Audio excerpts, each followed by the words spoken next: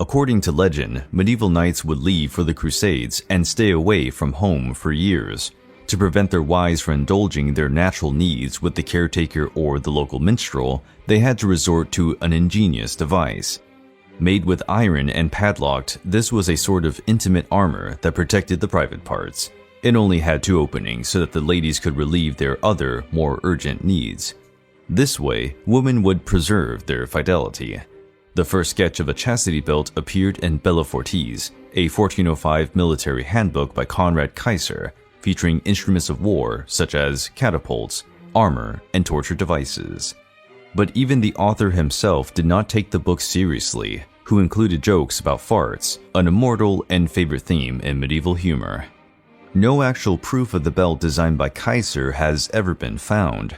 However, the narrative fueled men's imagination. Most historians question whether the chastity belt ever existed. Rather, it seems to have been a metaphor or a joke. So, what is a chastity belt?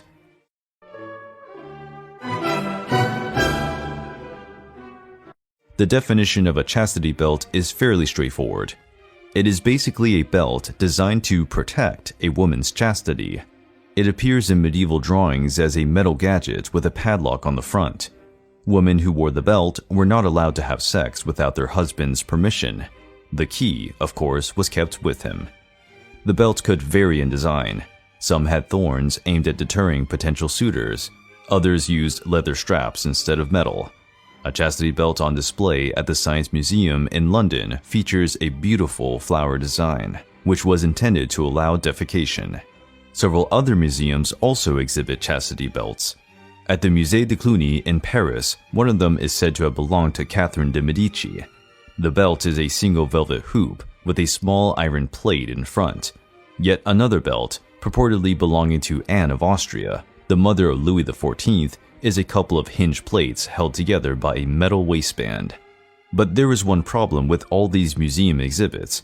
As authentic as they seem, the so-called medieval artifacts are much more modern than medieval.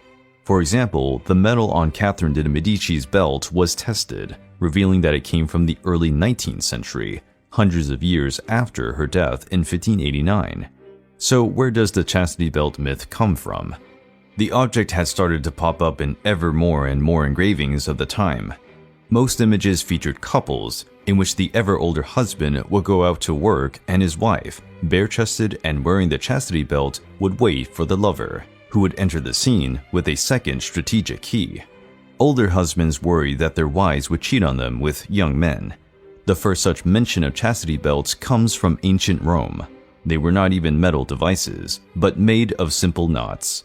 Ancient Roman brides wore white robes with a Herculean knot, known as a love knot, or a symbol of eternal love, to symbolize their love and chastity. On their wedding night, her husband would undo the first knot so that they could go at it. Probably, the first ideas about these devices and catchphrase tying the knot came into being.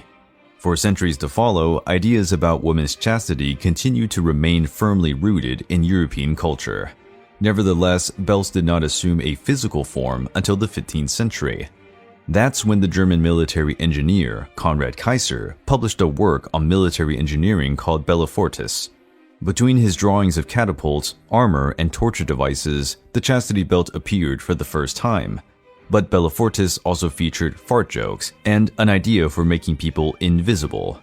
And Kaiser's memo certainly hints that he wasn't seriously thinking about strapping women into a device to prevent them from having sex. Padlocks for the four-legged creatures, shorts for Florence women. A joke binds these lovely series together. I recommend to noble and obedient young men, Kaiser joked. With that being said, there was something about the definition of a chastity belt that seemed to enthrall medieval Europeans. Sketches of the device continued to appear throughout the 16th century, but only drawings, not physical specimens. Then again, even these illustrations address the belts as a kind of joke. In one engraving, a woman coyly hands her husband the key to her belt as he prepares to leave. Behind the bed, two men await, clutching a duplicate key. All this to say that chastity belts probably did not exist, except as a joke.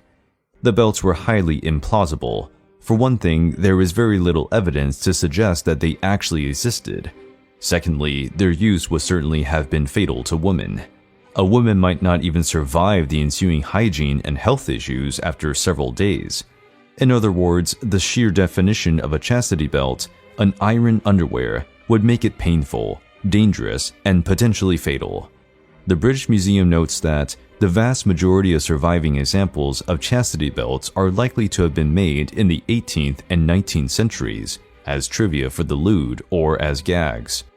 The modern interest in the devices is very real, however, even if chastity belts never existed in history.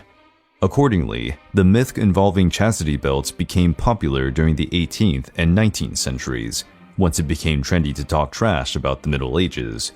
There was an attempt to prove that new insights provided enlightenment against the ignorant, superstitious, brutal, and derisive past. These ancient objects, incidentally, may have been used, but for another purpose that did not concern a partner's fidelity. These days, the chastity belt is an erotic fantasy. In sex shops, you can find more comfy versions of it. Unlike the old mitts, men can now also use them. During the same time when progressive citizens of the Age of Enlightenment mocked the Middle Ages, there was something similar to the chastity belt in real life.